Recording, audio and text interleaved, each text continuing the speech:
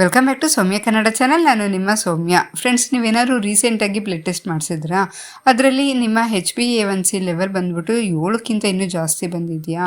ಹಾಗಾದರೆ ಈ ವಿಡಿಯೋನ ನೀವು ಕೊನೆವರೆಗೂ ನೋಡಲೇಬೇಕು. ತುಂಬ ಜನ ಬ್ಲಡ್ ಟೆಸ್ಟ್ ಮಾಡಿಸ್ಬೇಕಾದ್ರೆ ಅಂದ್ಕೊತಾರೆ ಬಿಫೋರ್ ಫುಡ್ ಮತ್ತು ಆಫ್ಟರ್ ಫುಡ್ ಅಂತ. ಆಗ್ಲೇ ಶುಗರ್ ಟೆಸ್ಟು ಕರೆಕ್ಟಾಗಿ ಬರುತ್ತೆ ರಿಸಲ್ಟ್ ಅಂತ. ಆದರೆ ಕಳೆದ 3 ತಿಂಗಳಿಂದ ನಮ್ಮ ಬಾಡಿಯಲ್ಲಿ ಶುಗರ್ ಹೇಗಿದೆ ಅಂತ ಪಕ್ಕಾ ರಿಸಲ್ಟ್ ಕೊಡೋದೇ ಈ HbA1c ರಿಪೋರ್ಟ್. ಇನ್ಯಾವುದು ಬೇರೆ ಅಷ್ಟು ಕ್ಲಿಯರಾಗಿ ಕೊಡೋದಕ್ಕೆ ಚಾನ್ಸೇ ಇಲ್ಲ. ಒಂದು ವೇಳೆ ನಿಮ್ಮ HbA1c ರಿಪೋರ್ಟಲ್ಲಿ 7 ದಾಟಿದರೆ ಅದು ನಿಮ್ಮ ಕಿಡ್ನಿ, ಕಣ್ಣು ಮತ್ತು ಹಾರ್ಟ್ ಮೇಲೆ ನಿಮ್ಮ ದೇಹ ಕೊಡ್ತಾ ಇರೋ ಡೇಂಜರ್ ಸಿಗ್ನಲ್ ಅಂತ ಅಂದ್ಕೊಳ್ಳಿ. ಹಾಗಂತ ನೀವು ಪ್ಯಾನಿಕ್ ಆಗಬೇಡಿ.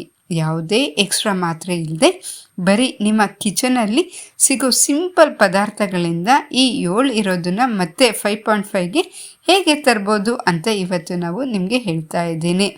ಮುಖ್ಯವಾಗಿ ಈ ವಿಡಿಯೋ ಎಂಡ್ನಲ್ಲಿ ನಾನು ಒಂದು ಮ್ಯಾಜಿಕ್ ಡ್ರಿಂಕ್ ಬಗ್ಗೆ ಹೇಳ್ತಾ ಇದ್ದೀನಿ. ಅದು ನಿಮ್ಮ ಶುಗರ್ ಲೆವೆಲ್ನ ಕಂಟ್ರೋಲ್ ಮಾಡೋದಕ್ಕೆ ಸಖತ್ ಹೆಲ್ಪ್ ಮಾಡುತ್ತೆ.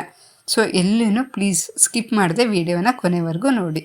HbA1c 7ಕ್ಕಿಂತ ಜಾಸ್ತಿ ಇದೆ ಅಂದರೆ ನಿಮ್ಮ ರಕ್ತ ಜೇನುತುಪ್ಪದ ಥರ ಸ್ವಲ್ಪ ದಪ್ಪ ಆಗ್ತಾ ಇದೆ ಅಂತ ಅರ್ಥ. ಇದರಿಂದ ಬಾಡಿಯಲ್ಲಿ ಬ್ಲಡ್ ಸರ್ಕ್ಯುಲೇಷನ್ ಸರಿಯಾಗಿ ಆಗಲ್ಲ. ಮೆತ್ತಗೆ ಒಂದೊಂದೇ ಅಂಗಗಳು ಡ್ಯಾಮೇಜ್ ಆಗೋಕ್ಕೆ ಶುರುವಾಗುತ್ತೆ.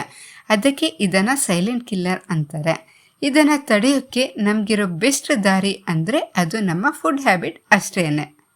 ಇನ್ಮೇಲೆ ನಿಮ್ಮ ಊಟ ತಟ್ಟೆ ಯಾವತ್ತೂ ಹೀಗೆ ಇರಲಿ. ಸೊಪ್ಪು, ಬೆಂಡೆಕಾಯಿ, ಹಾಗಲಕಾಯಿಗೆ ನೀವು ಜಾಸ್ತಿ ಇಂಪಾರ್ಟೆನ್ಸ್ ಕೊಡಿ. ನಿಮ್ಮ ಶುಗರ್ ಲೆವೆಲ್ ಹೆಚ್ಚಾಗದಂತೆ ಇವು ತಡೆಯುತ್ತೆ. ಇನ್ನು ಬೇಳೆಕಾಳು, ಸೋಯಾ, ಮೊಟ್ಟೆ ಮತ್ತು ಫಿಶ್ ಇರಲಿ. ಇದು ನಿಮಗೆ ಶಕ್ತಿಯನ್ನು ಕೊಡುತ್ತೆ, ಆದರೆ ಶುಗರ್ ಹೆಚ್ಚಲ್ಲ.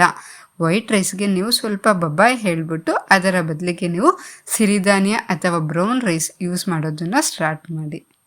ನಮ್ಮ ಮನೆಯಲ್ಲೇ ಸಿಗೋ ಈ 3 ಪದಾರ್ಥಗಳು ಇನ್ಸುಲಿನ್ ಥರನೇ ಪವರ್ಫುಲ್ಲಾಗಿ ಕೆಲಸ ಮಾಡುತ್ತೆ. ಹಾಗಾದರೆ ಆ 3 ಪದಾರ್ಥಗಳು ಯಾವುದು ಅಂತ ತಿಳ್ಕೊಂಬರೋಣ ಬನ್ನಿ. ನೀವು ರಾತ್ರಿ ನೆನೆಸಿಟ್ಟಿದ್ದ ಮೆಂತ್ಯ ಕಾಳನ್ನು ಬೆಳಗ್ಗೆ ಕುಡಿಯೋದನ್ನು ಪ್ರಾಕ್ಟೀಸ್ ಮಾಡ್ಕೊಳ್ಳಿ.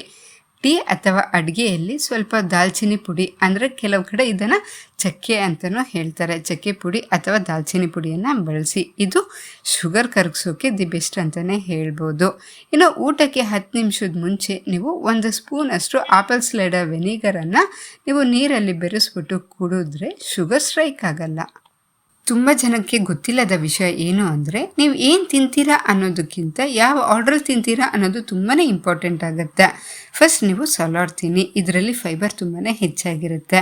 ಆಮೇಲೆ ಬೇಳೆ ಅಥವಾ ಮೊಟ್ಟೆ ತಿನ್ನಿ, ಇದರಲ್ಲಿ ಪ್ರೋಟೀನ್ ಇರುತ್ತೆ. ಲಾಸ್ಟಲ್ಲಿ ಅನ್ನ ಅಥವಾ ರೊಟ್ಟಿ ತಿನ್ನಿ, ಇದರಲ್ಲಿ ಕಾರ್ಬೋಹೈಡ್ರೇಟ್ಸ್ ಇರುತ್ತೆ. ಈ ಥರ ತಿನ್ನೋದ್ರಿಂದ ನಿಮ್ಮ ರಕ್ತದಲ್ಲಿ ಶುಗರ್ ಒಂದೇ ಸಲ ಜಾಸ್ತಿ ಆಗೋದಿಲ್ಲ.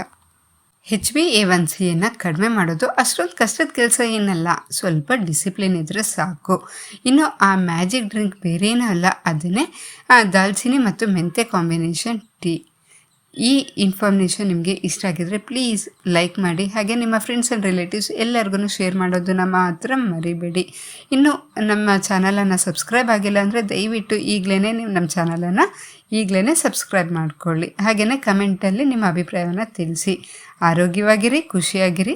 ಧನ್ಯವಾದಗಳು.